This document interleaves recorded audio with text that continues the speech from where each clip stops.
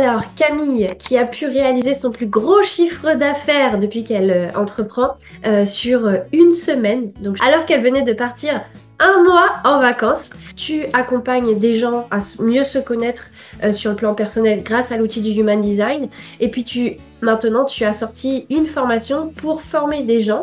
J'ai une tendance un peu à m'éparpiller parfois et à avoir du mal à me focus. En fait, j'avais du mal à monter des projets qui tiennent dans le temps parce que je pense que j'avais pas des fondations solides au niveau de mon entreprise et de mon business.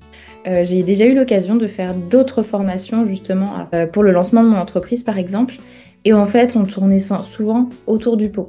Bien, je me suis rendu compte qu'il y avait des choses que j'aimais pas faire. Et ça a pu affirmer qui j'étais, ce que je voulais et quelles étaient mes valeurs en fait pour affiner justement mes services.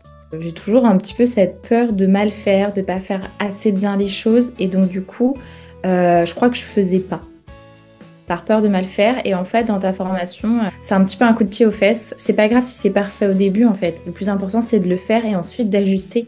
Et ça, tu vois, c'est quelque chose qui me reste beaucoup en tête. Mon chéri qui, lors d'une discussion, disait non, mais ça, je veux plus, ça, je veux, ça, c'est OK pour moi et tout.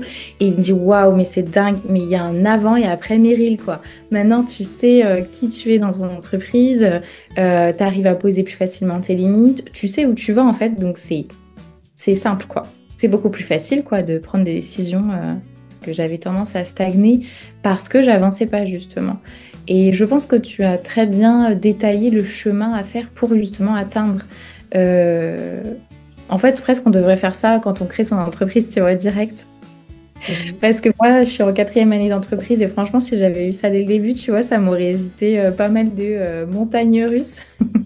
Même si bah, l'entreprise est déjà créée, ça permet d'affiner ses services. Et au-delà d'une création d'entreprise, en fait, c'est tout simplement création d'un projet. Tu vois, toi, Oui, c'est c'est ça. 4 ans que tu exerces avec le Human Design et d'autres services. Et tu avais ce projet maintenant de passer un cap grâce à la formation. Donc, c'est un projet. Et en fait, ça te donne la méthode et la structure pour développer un projet quel qu'il soit. Ça te donne la méthode Exactement. pour revoir un peu ton fonctionnement. Effectivement, tu dis que ça fait 4 ans, mais tu sais, le cap des 4 ans, c'est une Mm, remise mm. en question. C'est OK, j'ai passé le cap, mais maintenant, what's next? Qu'est-ce que je fais à l'avenir? Est-ce que c'est vraiment cette vie-là que je veux continuer ou est-ce que faut que je shift un petit peu mon mindset, mon fonctionnement, mes offres? Et en fait, bah, elle arrive, cette formation, à ce point de retournement où tu recrées une entreprise dans l'entreprise. En fait, tu lui donnes une autre dynamique. Donc, Et tu vois, je trouve que c'est une méthode qui est tellement applicable à plusieurs projets que justement, je me dis, on verra l'année prochaine, voilà, j'aurai peut-être d'autres projets, mais je sais que je pourrais la réappliquer aussi à d'autres projets, donc c'est ça qui est génial. Je pense que j'ai appris justement à être plus efficace dans mes tâches, donc du coup, perdre moins de temps. En fait, je pense que je me pose moins la question aussi du regard des gens, est-ce que ils vont, tu vois, s'intéresser ou pas à mon projet. Donc, des fois, c'est pas évident. Je trouve qu'on peut vite se sentir en décalage quand on a son entreprise et qu'on est, par exemple, toute seule dans son entourage à être à son compte. Par contre, j'ai aucune culpabilité aujourd'hui à dire non.